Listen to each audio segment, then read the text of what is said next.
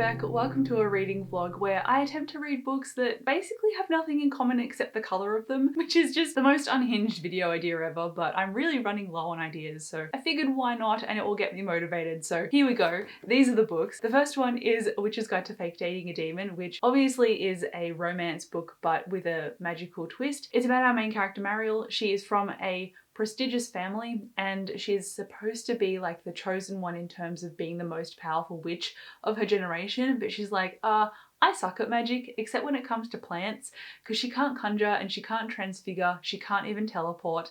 So she's like, something's wrong with me. The beginning of the story, the kind of writing style it was in, made me a bit hesitant about whether I'm actually going to like it, but I thought, you know, I'll stick with it. It looks like it's going to be fun. It seems like a standalone too, so I'll give it a crack and see what happens. I'm not even 10 pages in though, and I'm enjoying the general vibe of it. I think she's going to run into the demon soon because from my understanding, she accidentally summons a demon and then after that they have like forced proximity or enemies to lovers, something of that nature. But I also plan on reading some other stuff. So The Shadow Cabinet is one of those things by Juno Dawson. This is the sequel to Her Majesty's Royal Coven.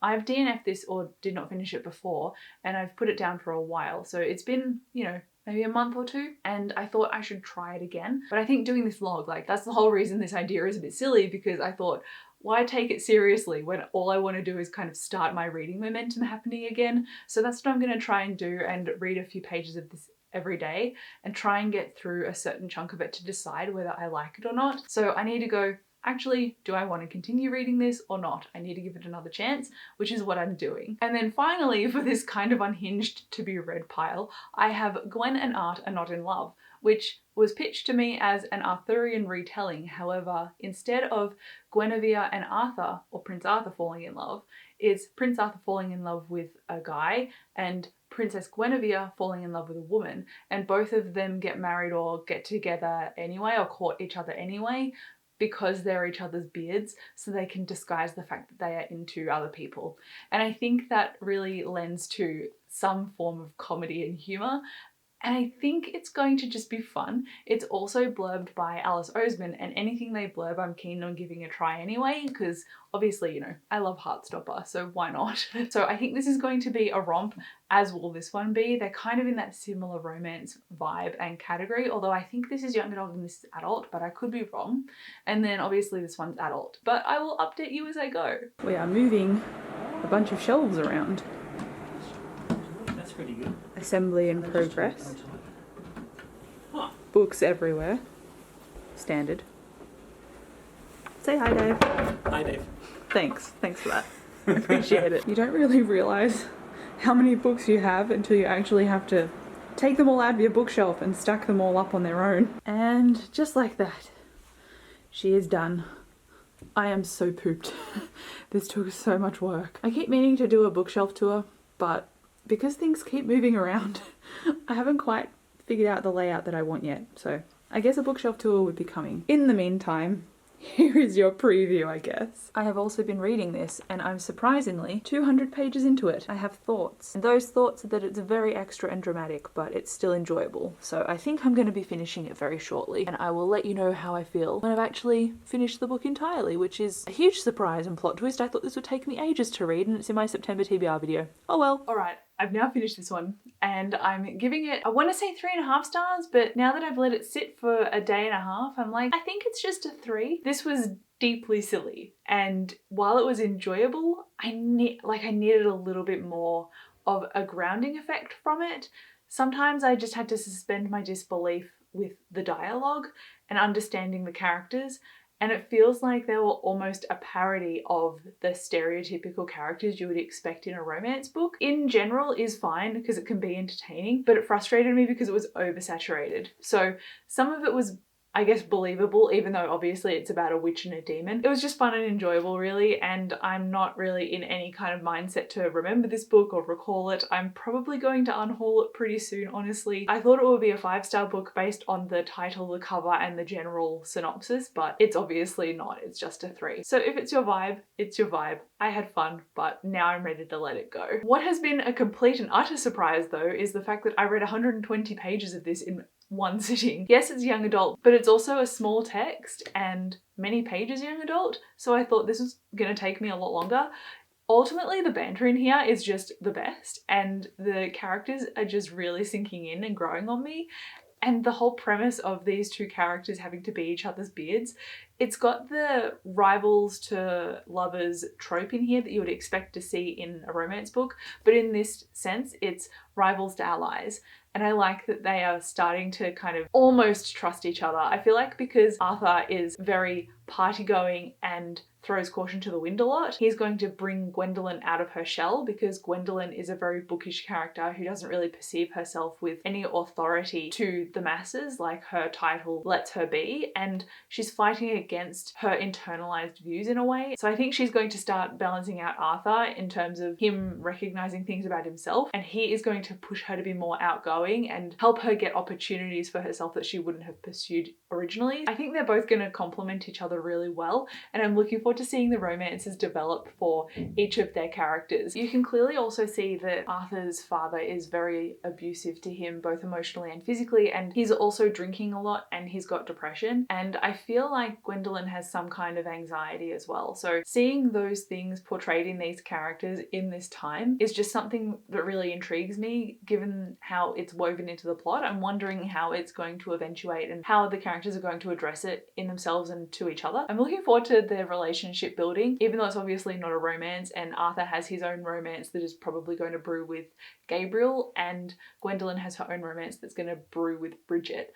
I'm looking forward to it. It's just a really enjoyable book, but because I think it's going to be quite the standout book that I was not expecting for this reading vlog, I really need to read The Shadow Cabinet, or at least a few more pages of it, because if I finish this and it ends up being about 4 or 5 stars for me, then I'm not going to want to read a book that I've already put down once. So I need to kind of read them in tandem, and I need to break my habit of just reading one book at a time, finishing it and moving on to the next one. I need to read more than one at the same time, which mildly stresses me out because it feels like I'm not making any progress in either of them, even though I technically am. So hopefully when I sit down next, I will have read more of The Shadow Cabinet. I thought I would wear the appropriate attire to tell you some good and some bad news.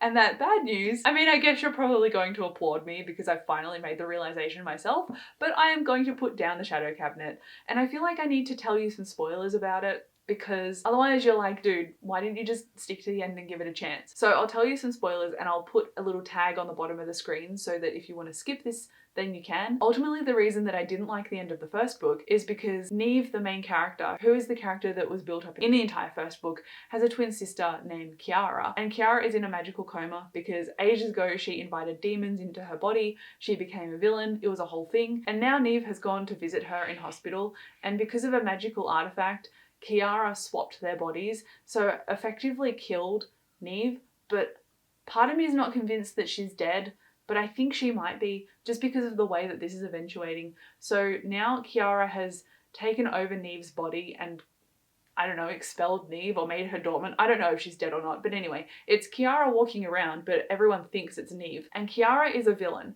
and I don't like reading about villains. I've said before that I want to read a book with characters that have a morally grey undertone, so they do questionable things like thieving or killing, but they have a heart of gold, so they're not going to cross lines of consent. And Kiara has decided that she's horny, and she has gone to Neve's new partner, new boyfriend, Luke, and has slept with him. And that rubs me so the wrong way. I'm like, yes, this character is a villain. I get it.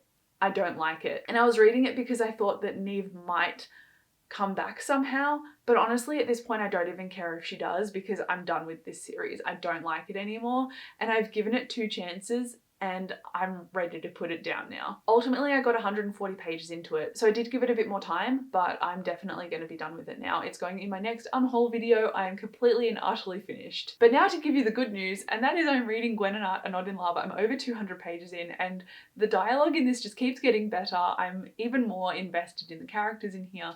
And for a young adult book that I didn't know if I would enjoy, I'm actually really pleasantly surprised. And as I've been reading it, I've been laughing, and I've read a few lines out to Dave as well, and he's also laughed.